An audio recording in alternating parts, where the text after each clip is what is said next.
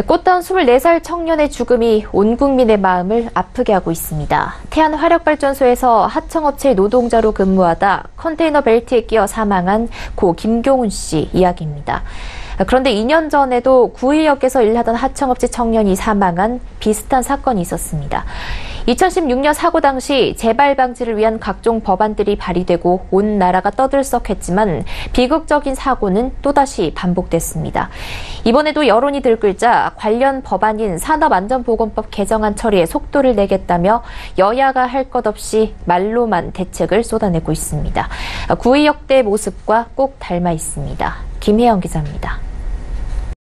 지난 2016년 발생한 구의역 사망 사건, 얼마 전 발생한 태안화력발전소 사망 사건. 두 사건은 꼭 닮아 있습니다.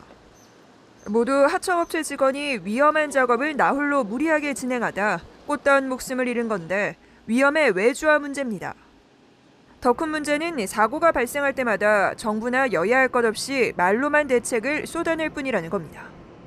여론이 들끓으면 그제야 정부와 국회는 특별 근로감독을 실시하고 진상조사위원회 구성 등을 통해 원인 규명과 각종 법안 발의를 통해 재발 방지를 약속해왔지만 말에 그칠 뿐 비극은 반복되고 있습니다.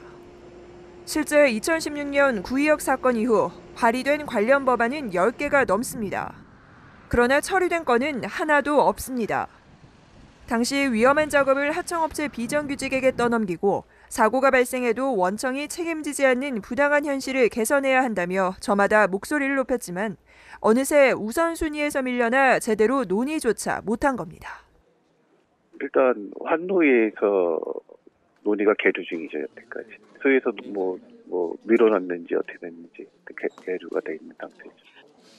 사건이 나고 이슈가 되면 그땐 앞다퉈 법안을 발의하는 등 대책을 쏟아내지만 흐지부지해지기 일쑤인 겁니다. 이번에도 마찬가지입니다. 여론이 들끓자 고용노동부가 내놓은 산업안전보건법 개정안을 처리하기 위해 환경노동위원회가 부랴부랴 나섰습니다. 한노위 법안 소위가 이제 내일 열릴 예정이에요. 좀 급하게 열리는 걸로 알고 있습니다. 예. 고 김영균 씨가 비극적인 죽음을 맞이하자 그제서야 멈춰있던 산업안전보건법 개정안이 힘을 받게 된 겁니다. 여야 너나 할 것 없이 목소리를 높이며 이번 임시국회에서 원청의 책임을 강화해 근로자가 안전한 환경에서 일할 수 있도록 뜯어고친 개정안을 꼭 처리하자는 건데 뒷북도 이런 뒷북이 없습니다. 지나친 단가 후려치기로 하청업체가 싼값에 들어가고 그 하청업체는 사람을 줄이고 저임금 노동자를 쓰는 문제가 이미 고착화된 현실 속 반복되는 비정규직의 참변. 정부도 국회도 이번엔 뒷북이라도 좀 제대로 치길 바랍니다. 서울경제TV 김혜영입니다.